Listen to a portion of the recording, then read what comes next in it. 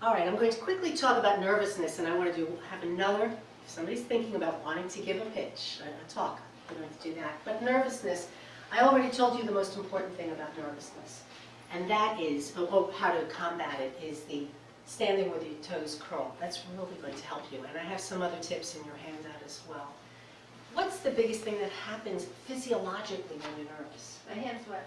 Your hands sweat. A lot. Okay, hands sweat. What else? Heart rate goes up. Heart rate goes up. There's more of a tendency to like shift around. Okay, so you may move more, have unnatural movements. Breath becomes short. Yes, the breath becomes short. If the breath becomes short, what starts to happen to your voice? Goes up. The what? The pitch goes up. The pitch may go up because you're tense. Quieter. It may be quieter. I ramble. You may ramble because your brain's not working, right? You're not getting oxygen to your brain. Your rate changes because you're like breathing heavier sometimes. Your rate may change. And what happens to your voice? Shake your voice tremors, because if this is tremoring, of course your voice has to tremor, because that's what's controlling. The air is what's making our voice work. All of these things happen when we're nervous. So what do? I'll tell you a quick story. When I was in graduate school, I had this wonderful mentor who taught me everything about voice at that time in my life. And he was great at winging it. Like he had this great commanding voice, and he also was great at winging it because he supervised me. I watched how he worked, that he'd never really prepare that much. He'd get up there and he'd be great. So I go to Juilliard, I have a conference at the Juilliard Conservatory in New York, a pretty impressive environment.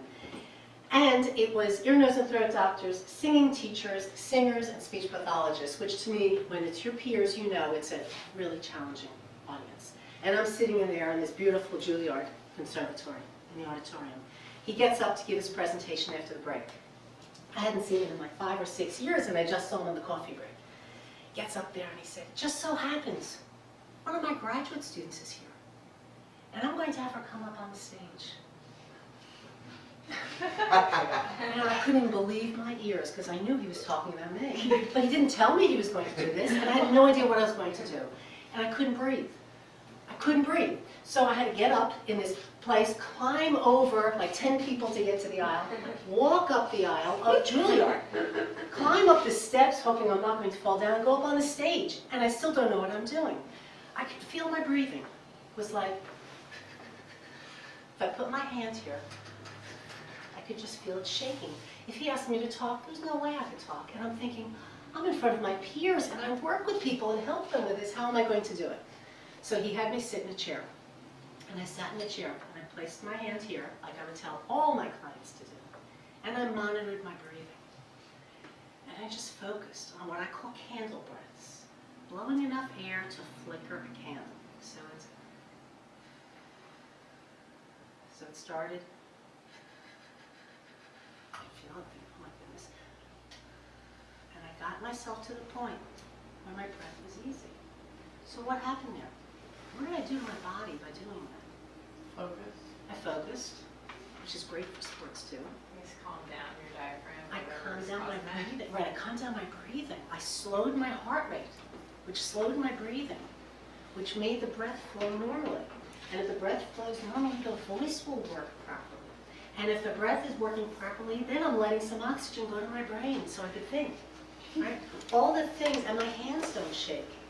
And I thought, what I thought was a curse was the best gift he could have given me. I'll never forgive him for doing that, but it worked. Because I was never in such a situation where I was so nervous, because it was the most threatening thing, because we all worry that we'll fail at something we're supposed to know how to do it. And I tell this to everybody. If you're at a meeting and your voice is, you feel your breath, your heart rate's pounding, your breath is uneven, nobody knows you're doing it. Just